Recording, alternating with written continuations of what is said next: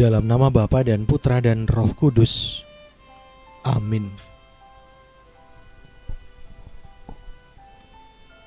Tuhan itu penyayang dan pengasih, panjang sabar dan berlimpah kasih setianya. Bapak, Ibu, saudara-saudari umat beriman yang dikasihi Tuhan, bacaan pertama hari ini diambil dari kitab Kejadian yang mengisahkan tentang Abraham, Ishak, Sarah, Hagar, dan Ismail. Kisah ini sangat mengganggu kenyamanan perasaan manusiawi kita. Menyadari ketidakadilan yang dialami oleh Hagar, perempuan Mesir itu, dan Ismail, anak yang dilahirkannya bagi Abraham, membuat kita mungkin bertanya-tanya, apakah Allah itu pilih kasih?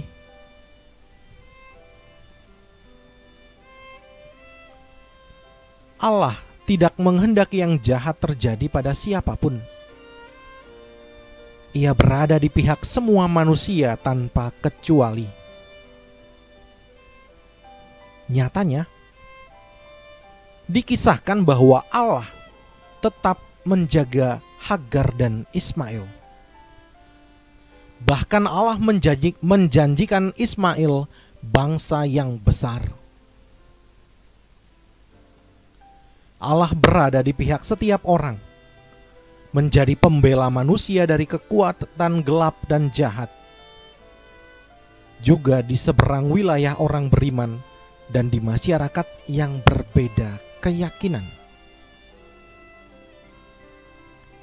Di mana Allah hadir, di sana ada kebebasan sejati, dan untuk ini Allah tidak pilih kasih.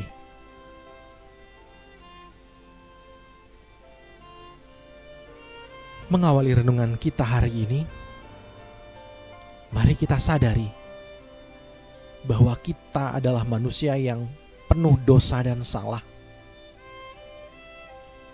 Kita merendahkan diri di hadapan Tuhan, memohon ampun kepadanya, membersihkan hati, agar layak dan pantas mendengar sapaan kudusnya.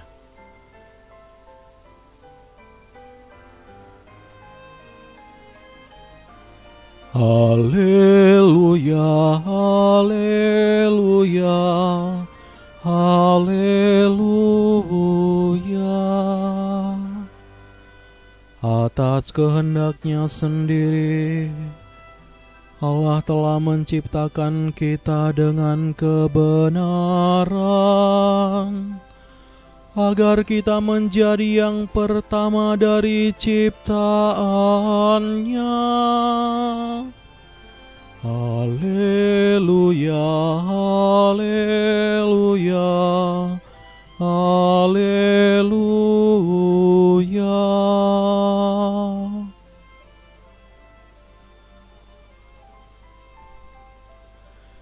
Inilah Injil Yesus Kristus menurut Matius. Dimuliakanlah Tuhan. Pada suatu hari, Yesus menyeberang danau Genesaret dan tiba di daerah orang Gadara. Maka datanglah dari pekuburan 2 orang yang kerasukan setan menemui Dia. Mereka itu sangat berbahaya, sehingga tak seorang pun berani melalui jalan itu. Dan mereka itu pun berteriak, katanya, "Apakah urusanmu dengan kami, hai anak Allah? Adakah engkau datang kemari untuk menyiksa kami sebelum waktunya?" Tidak jauh dari mereka itu ada sejumlah besar babi sedang mencari makan. Maka setan-setan itu minta kepada Yesus, katanya, "Jika engkau mengusir kami, suruhlah kami pindah ke dalam kawanan babi itu." Maka Yesus berkata kepada mereka, "Pergilah." Lalu keluarlah mereka dan masuk ke dalam babi-babi itu. Maka terjunlah seluruh kawanan babi itu dari tepi jurang ke dalam danau dan mati di dalam air. Para penjaga babi lari, dan setibanya di kota, mereka menceritakan segala sesuatu, juga tentang dua orang yang kerasukan itu.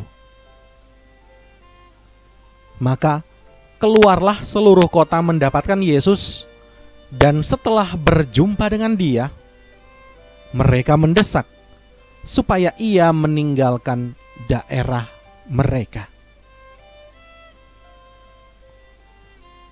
Demikianlah Injil Tuhan. Terpujilah Kristus.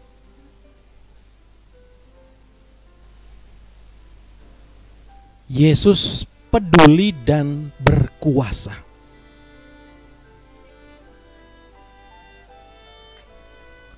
Bapak, Ibu, saudara-saudari umat beriman yang dikasihi Tuhan, kita seringkali diperhadapkan pada dilema mengenai kepedulian dan kemampuan atau kuasa. Orang yang peduli seringkali tidak memiliki kekuatan atau kuasa untuk memberi pertolongan. Akan tetapi, orang yang memilikinya justru sama sekali tidak peduli.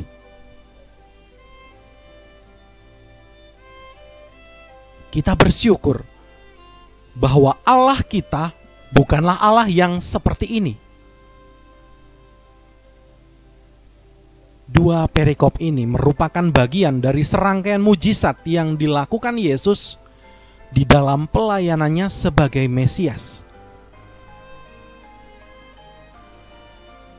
Di ayat 28, kita dapat melihat bahwa Yesus sengaja hadir di Gadara, melewati jalan ke pekuburan. Padahal tidak seorang pun yang berani melalui jalan itu, karena di situ ada dua orang yang kerasukan roh-roh jahat. Mereka sangat berbahaya. Akan tetapi, Yesus justru datang dan menemui mereka. Kenyataan ini tidak mungkin tidak menyentuh hati kita.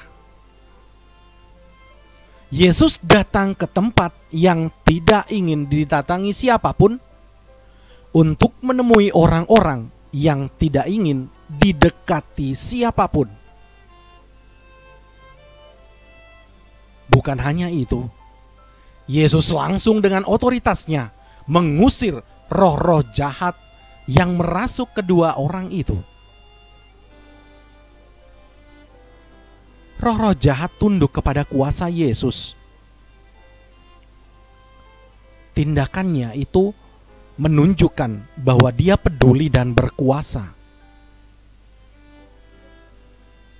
Pada perikop kedua, bukan hanya dalam masalah fisik Yesus peduli dan berkuasa menolong.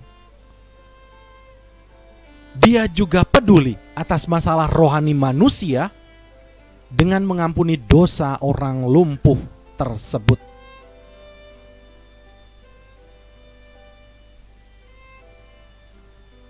Otoritas Yesus atas penyakit, roh-roh jahat, dan alam memanggil orang untuk mengakui otoritasnya atas hidup mereka.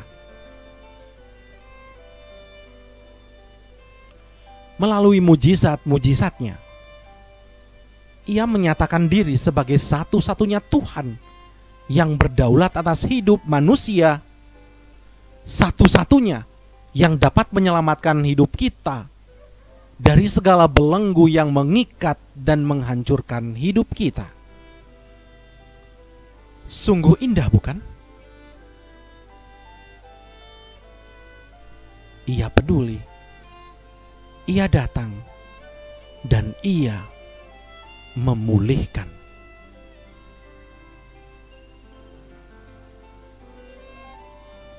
Tuhan senantiasa memberkati kita. Amin.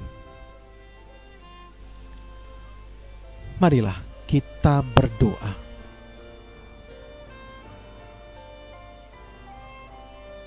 Tuhan Yesus, kami menolak dosa dan iblis.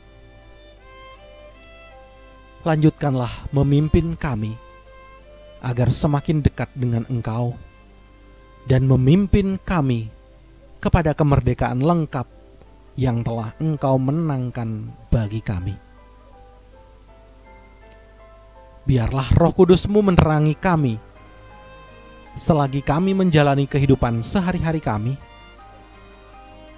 sehingga dengan demikian kami dapat mengikuti bimbingan-Mu, dan dengan hikmat-Mu kami dapat mengenali dan mewaspadai rencana busuk iblis dan roh-roh jahat atas diri kami. Di-Kau kami puji dan sembah, kini dan sepanjang masa. Amin. Kemuliaan kepada Bapa dan Putra dan Roh Kudus, seperti pada permulaan, sekarang, selalu, dan sepanjang segala abad. Amin. Dalam nama Bapa dan Putra dan Roh Kudus. Amin.